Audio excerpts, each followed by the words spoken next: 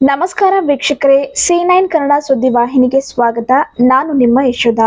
ಮತ್ತೊಮ್ಮೆ ಮೋದಿ ಸರ್ಕಾರ ನೋಡಬೇಕು. ಕಿಲ್ಲನಕೆರೆ ಗ್ರಾಮದಲ್ಲಿ ಉಮೇಶ್ ಜಾಧವ್ ಅವರ ಪರವಾಗಿ ಮತಯಾಚನೆ ಮಾಡಲು ಬಂದ ಕುಮಾರಿ ಲಲಿತಾ ಅನುಪೂರ್, ದೇಶದ ಆರ್ಥಿಕ ಪರಿಸ್ಥಿತಿ ಮತ್ತು ಸುವ್ಯವಸ್ಥೆ ಕಾಪಾಡುವಲ್ಲಿ ಮೋದಿ ಸರ್ಕಾರ ಯಶಸ್ವಿಯಾಗಿದೆ.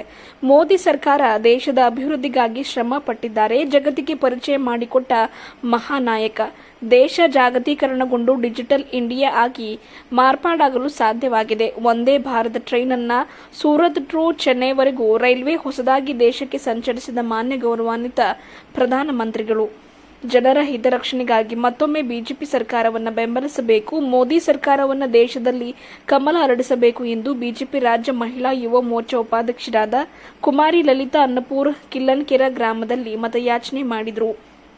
ಈ ಸಂದರ್ಭದಲ್ಲಿ ಗುರುಮಿಟ್ಕಲ್ ಮಹಿಳಾಧ್ಯಕ್ಷರಾದ ಚಂದ್ರಕಲಾ ಮೂಲಮಠ್, ಹಳೆಪ್ಪ ಧೋತ್ರೆ, ದೇವೇಂದ್ರಪ್ಪ ಕಾಲ್ಮಲಿ, ಯಂಕಪ್ಪ ಉಪಾರ್, ಏಸು ಮಿತ್ರ ಯಾದಗಿರಿ, ಉಮೇಶ್ ಧೋತ್ರೆ, ಸಾಬರೆಡ್ಡಿ ಅಕ್ಸೆಮುಂದಾಳ್, ಬಲವಂತ, ಅಂಬರೀಶ್ ಅಕ್ಸೆಮುಂದಾಳ್, ನಿಂಗಪ್ಪ ಪೂಜಾರಿ, ಬನ್ನಪ್ಪ ಬಾವೂರ್, ಶ್ರೀನಾಥ್ ಧೋತ್ರೆ, ಸಾಬರೆಡ್ಡಿ ಘಂಟಿ, ಸುನೀಲ್ ಧೋತ್ರೆ, ದೇವಪ್ಪ ಕುರ್ಬೂರ್ ಸೇರಿದಂತೆ ಇನ್ನಿತರರು ಇದ್ದರು.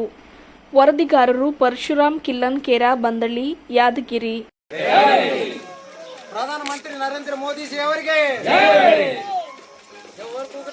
ಕಾಂಗ್ರೆಸ್ ಕಡೆನೇ ಜೈ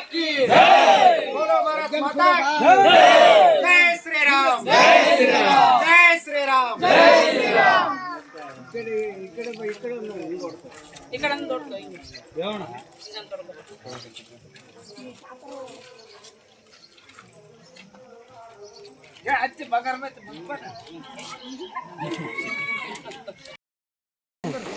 ಲೋಕಸಭಾ ಚುನಾವಣೆಯ ನಿಮಿತ್ತವಾಗಿ ಡಾಕ್ಟರ್ ಉಮೇಶ್ ಜಾಧವ್ ಜಿ ಅವರ ಪರವಾಗಿ ನಾವು ಇವತ್ತು ಮತಯಾಚನೆಯನ್ನು ಮಾಡಕ್ಕೆ ಬಂದಿದ್ದೀವಿ.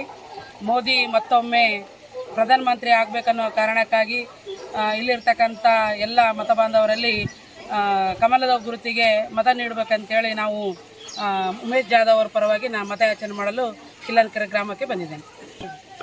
ಜೈ ಶ್ರೀರಾಮ್, ಜೈ ಶ್ರೀರಾಮ್, ಬೋಲೋ ಭಾರತ್ ಮಾತಾ ಕಿ ಜೈ. ನರೇಂದ್ರ ಮೋದಿ ಜಿ ಅವರಿಗೆ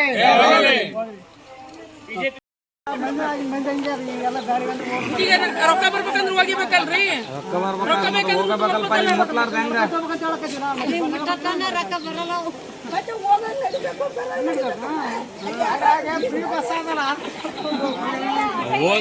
ಗಾಡಿ ಇರಂಗಿಲ್ಲ. ಈಗ ಹೋಗ್ಬೇಕು ಮತ್ತೆ ಬರ್ಬೇಕು, ಯಾರು ಬೀಗ್ರ ಹೌದಿಲ್ಲ, ಯಾರೆಲ್ಲ ಕೊಟ್ಟೈತೆ ನಾ ಇದನ್ನ ತಕೊಂಡ್ ಬಾ, ನನ್ನ ಮನೆಗೆ ಇಟ್ಕೊಂಡು ಕಳಿಸ್ತೀನಿ.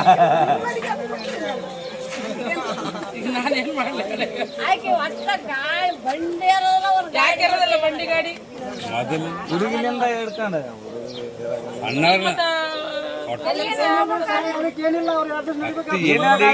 ನಡ್ಕಂತಾನೆ.